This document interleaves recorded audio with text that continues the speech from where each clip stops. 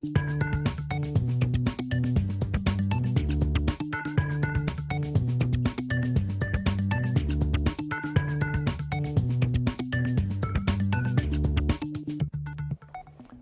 je suis Olivier Cigolotti, sénateur du département de la Haute-Loire.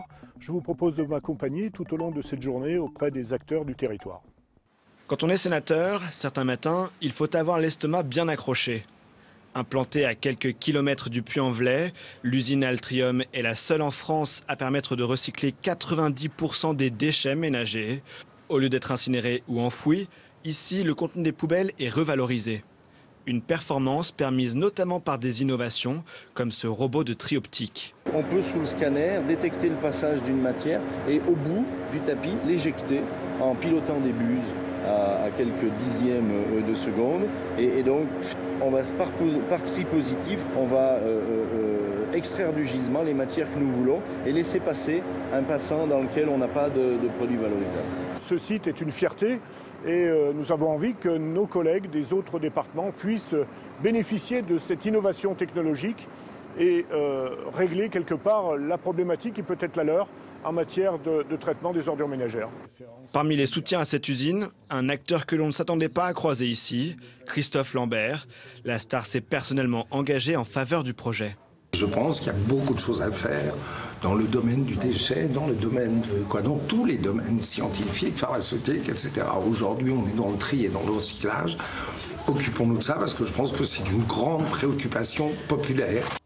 Rendre la Haute-Loire attractive pour les investisseurs, loin du cliché du territoire rural endormi. À l'est du département, un centre de montagnothérapie a ouvert il y a moins d'un an, sous l'impulsion de la communauté de communes de Montfaucon, présidée par Olivier Cigolotti.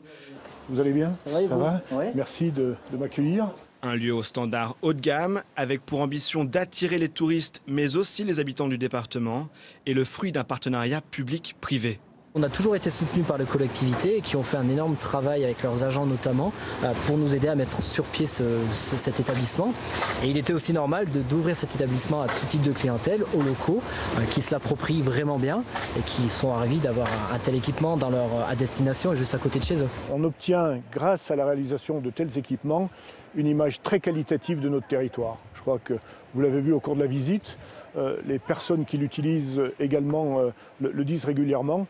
C'est un équipement de grande qualité et contribue à concourir à la valorisation et à l'attractivité de notre territoire. Désenclaver un territoire par l'innovation industrielle ou touristique, c'est l'un des paris que s'est fixé l'élu. Des exemples qu'il espère voir développer dans d'autres départements de France.